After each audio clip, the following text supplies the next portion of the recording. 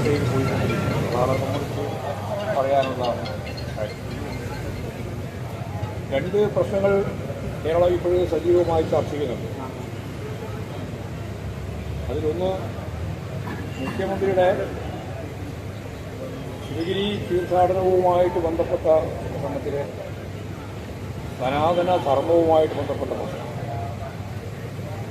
അതിനെ ഹിന്ദുവൽക്കരിക്കാൻ വേണ്ടിയുള്ള ശ്രമത്തെ വെള്ളപൂശിക്കൊണ്ടാണ് പ്രതിപക്ഷ നേതാവ് ഇന്നലെ പറഞ്ഞതായിട്ട് കണ്ടത്.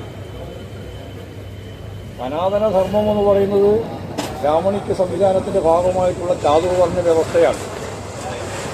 അതുതന്നെയാണ് മനുസ്മൃതിയെ സംബന്ധിച്ച് ചൂണ്ടിക്കാണിക്കുന്നത്. അപ്പോൾ മനുസ്മൃതിയിൽ അധിഷ്ഠിതമായ ചാതുർവർണ്ണ വ്യവസ്ഥ അതിൻ്റെ ഹിന്ദുത്വ പേരാണ്. നിഘണ്ടുവിൽ തന്നെ അങ്ങനെയാണ്, ഹിന്ദുത്വ പേരാണ് യഥാർത്ഥത്തിൽ ഈ പറയുന്ന സനാതന ധർമ്മം എന്നൊക്കെ പറയുന്നത്. അല്ലാണ്ട് വി സതീശൻ പറഞ്ഞ പോലെ വേദവും ഉപനിഷത്തും തത്വമസിയും ഇതെല്ലാം ചേർന്നിട്ടുള്ള ഇതൊക്കെ അതിൻ്റെ മേൽക്കൂടിയാണ്. ആത്യന്തികമായിട്ട് അതിൻ്റെ ഏറ്റവും പ്രധാനപ്പെട്ട കാഴ്ചപ്പാട് ചാതുർവർണ്ണ വ്യവസ്ഥയിൽ അധിഷ്ഠിതമായ അതിൻ്റെ ഭാഗമായിട്ട് ഭരണഘടന വേണമെന്നാണ് ഇപ്പോഴും തന്നെ സംഘപരിവാരും RSSും BJPയും പറഞ്ഞുകൊണ്ടിരിക്കുന്നത്.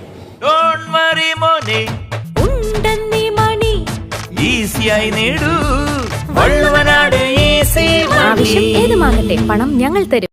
അതിന് ഞങ്ങളുടെ 430 സീറ്റെങ്കിലും പാർലമെന്റിൽ ജയിക്കണം എന്ന് അവർ പറയുന്നതിൻ്റെ അടിസ്ഥാനം അതാണ്.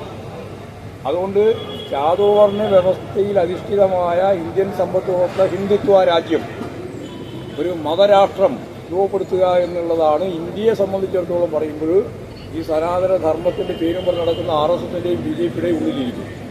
അത് അതേപോലെ തന്നെ മനസ്സിലാക്കണം. അതുപോലെ തന്നെ രാജ്യവ്യാപകമായിട്ട് നമുക്ക് അവതരിപ്പിക്കാനും സാധിക്കേണ്ടതുണ്ട്. അത് മുഖ്യമന്ത്രി പറഞ്ഞത് ശരിയാണ്.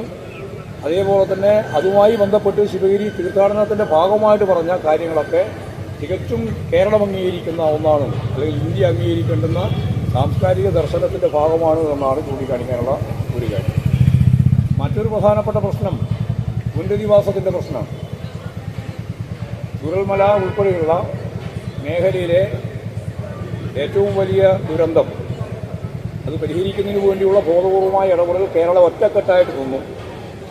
അതിൻ്റെ ഗുണയഥാർത്ഥത്തിൽ ഉണ്ടായിട്ടുണ്ട്. അപകട മേഖല തീവ്രമായ രീതിയിലുള്ളതാണ് എന്ന് കേന്ദ്ര ഗവൺമെൻറ് ഇപ്പോൾ ഏറ്റവും അവസാനം വാക്കാലങ്ങൾ അംഗീകരിച്ചു.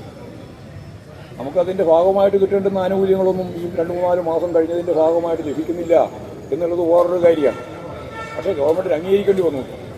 തീവ്രമായ രീതിയിലുള്ള പ്രകൃതിക്ഷോഭമാണ് ഉണ്ടായത് എന്ന് ഗവൺമെൻറ്റിനെ അംഗീകരിക്കേണ്ടി വന്നു. എന്നാൽ അതിൻ്റെ ഭാഗമായ എന്തെങ്കിലും സാമ്പത്തിക സഹായം നൽകാൻ തയ്യാറായിട്ടില്ല. എന്നാൽ കേരള ഗവൺമെൻറ് ഇന്നലത്തെ ഏറ്റവും പ്രധാനപ്പെട്ട ഒരു ചരിത്രപ്രസിദ്ധമായിട്ടുള്ള മന്ത്രിസഭാ യോഗമായിരുന്നു പുതുവത്സര ദിനത്തിൽ നടന്നത്. രാജ്യത്തിലെ മുഴുവൻ ജനങ്ങൾക്കും ആവേശം നൽകുന്ന രീതിയിലുള്ള പ്രഖ്യാപനം നടന്നു. പുനരധിവാസം എന്ന് പറയുന്നത് ഏതെങ്കിലും ഒരു വീടുണ്ടാക്കി കൊടുത്ത് അവസാനിപ്പിക്കുന്നതല്ല, ഒരു ജനതയുടെ പൂർണ്ണമായ അർത്ഥത്തിലുള്ള ജീവിതത്തെ പരിപിടിപ്പിക്കാൻ സാധിക്കുന്ന രീതിയിൽ വീട്, പശ്ചാത്തല സൗകര്യങ്ങൾ, വിദ്യാഭ്യാസ കേന്ദ്രങ്ങൾ, അതുപോലെ തന്നെ മറ്റ് എല്ലാ തരത്തിലുള്ള പ്രവർത്തനങ്ങൾക്കും സ്കൂളുകൾ തുടങ്ങിയ എല്ലാം ഒരു നഗരം രൂപപ്പെടുത്താനാണ് ഉദ്ദേശിക്കുന്നത്. അതിൻ്റെ ഭൂമി കിട്ടുന്നില്ല എന്നുള്ളതായിരുന്നു വലിയ തർക്കമായിട്ട് ഉന്നയിച്ചുകൊണ്ടിരുന്നത്. അത് കിട്ടാൻ പോകുന്നില്ല എന്ന് പറഞ്ഞുകൊണ്ടാണ് മുസ്ലിം ലീഗ് ഉൾപ്പെടെയുള്ളവർ ക്യാമ്പയിനിലേക്ക് വന്നത്. പക്ഷേ ഇപ്പോഴും ഭൂമി കൊടുക്കാം എന്ന് ഗവൺമെൻറ് കൃത്യമായിട്ട് നിലപാട് സ്വീകരിച്ചതിനെ അടിസ്ഥാനപ്പെടുത്തിയിട്ട് സുപ്രീം ഹൈക്കോടതി തന്നെ സമ്മതിച്ചു കഴിഞ്ഞിരിക്കുകയാണ്. അപ്പോൾ ഭൂമിയുടെ പ്രശ്നമില്ല. അതിൻ്റെ ഭാഗമായിട്ട് പ്രതിപക്ഷ നേതാവ് ഉൾപ്പെടെ ചേരുന്ന ഒരു കൃത്യമായിട്ട് ഇതിന് മോണിറ്റർ ചെയ്ത് മുമ്പോട്ടേക്ക് പോകാൻ സാധിക്കുന്ന ഒരു സംവിധാനം ഗവൺമെൻറ് രൂപപ്പെടുത്തിയിട്ടുണ്ട്. അതിന് മന്ത്രിമാരുണ്ട്, പ്രതിപക്ഷ നേതാവുണ്ട്, അതുപോലെ സ്പോൺസർ ചെയ്യുന്ന വളരെ പ്രധാനപ്പെട്ട സ്ഥാപനങ്ങളുടെ വക്താക്കളെ ഉൾപ്പെടെ ചേർത്തുകൊണ്ടുള്ള വളരെ പ്രധാനപ്പെട്ട പദ്ധതിയാണ് ഗവൺമെൻറ് പുനരധിവാസത്തിൻ്റെ ഭാഗമായിട്ട് ലോകോത്തരമായ രീതിയിൽ അവിടെ വയനാടുണ്ടാക്കാൻ പോകുന്നത് എന്ന കാര്യം ഒന്നുകൂടി ചൂണ്ടിക്കാണിക്കുകയാണ്. പക്ഷേ അതെന്താണ് ഞങ്ങൾക്ക് മനസ്സിലായില്ല എന്നല്ലേ നിങ്ങൾ പറഞ്ഞത്? അങ്ങനെയാണല്ലോ നിങ്ങൾ പറഞ്ഞത്. അല്ല, പ്രയോഗം ശരിയോ തെറ്റെന്ന് പറയാം. നിങ്ങൾ പറഞ്ഞത് അതെനിക്ക് അറിയില്ല എന്നാണ്. പിന്നെ അറിയില്ലെങ്കിൽ പിന്നെ എന്തിനാ അവിടെ ചോദിക്കായിരുന്നത്? അന്ന് പ്രസംഗത്തിൽ ചേരാൻ ചോദിക്കണം, അല്ലെങ്കിൽ മനസ്സിലാക്കാൻ അല്ലെങ്കിൽ നിഘണ്ടുവിൽ നോക്കണം. ഏതെങ്കിലും രീതി നോക്കണ്ടേ? നിങ്ങൾ വെറുതെ എന്നോട് ചോദിക്കുക. മാപ്ര എന്ന് പറയുന്നത് കൊണ്ട് എന്താ അർത്ഥമാക്കുന്നതെന്ന് ഞാൻ അറിയില്ല. പക്ഷെ പൊതുവേ പറഞ്ഞു കേൾക്കുന്നത് മാധ്യമ പ്രവർത്തകർ, അതിന്റെ ആദ്യത്തെ പിന്നെ പറ.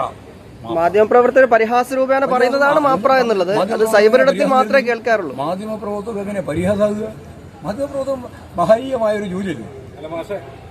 അതിനെന്താ മാധ്യമപ്രവർത്തകർ എന്ന് പറയുന്നത് കുഴപ്പം?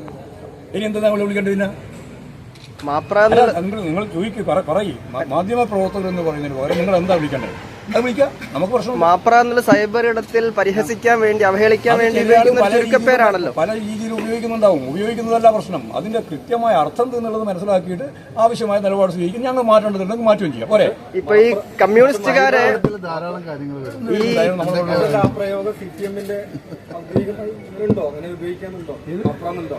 ഞങ്ങളങ്ങനെ ഉദാഹരണം എഴുതുന്ന പോലെ തന്നെ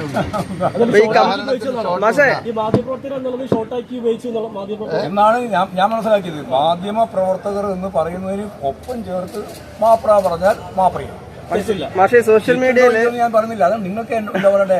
മാപ്ര എന്ന് പറഞ്ഞത് തെറ്റില്ല എന്ന് ഗോവിന്ദ ഏതാ പത്രം? 24 നാളിൽ വാർത്ത വേണം. ആ വാർത്ത ഉണ്ടാക്കാൻ വേണ്ടി എന്നോട് ചോദിക്കണ്ട കേട്ടോ. ഈ സോഷ്യൽ മീഡിയയിൽ കമ്മികൾ എന്ന പ്രയോഗം കൂടി ഉണ്ട്. അപ്പൊ അതുപോലെ പ്രയോഗിക്കുന്ന ഒരു സംഗതിയാണ്. പ്രയോഗങ്ങളുണ്ട്. ആ പ്രയോഗം ഞാനിപ്പോ പറയുന്നില്ല. ഇവിടെ എന്തെല്ലാം പ്രയോഗങ്ങളുണ്ട്. ആ പ്രയോഗം ഇവിടെ ചർച്ച ഉണ്ടായിരുന്നു. അതുപോലെയാണ് മാപ്ര. അതുപോലെയല്ല കേട്ടാ. വെറുതെ ആവശ്യമില്ലാതെ താരതമ്യം വേണ്ട. അൽസലാമ ഐ ഹോസ്പിറ്റൽ 21 ലക്ഷത്തോളം സന്തുഷ്ടരായ ഉപഭോക്താക്കളും 2 ലക്ഷത്തോളം തിമിര ശസ്ത്രക്രിയകളും പൂർത്തിയാക്കിയ മലബാറിലെ ഏക കണ്ണാശുപത്രി. ലോകോത്തര നിലവാരമുള്ള ചികിത്സാ സംവിധാനങ്ങൾ, എല്ലാ നേത്രരോഗ ചികിത്സാ സൗകര്യങ്ങളും വിദഗ്ധരായ ഡോക്ടർമാരുടെ മേൽനോട്ടത്തിൽ. Al Salama eye hospital, hospital road, Perinthalmanna.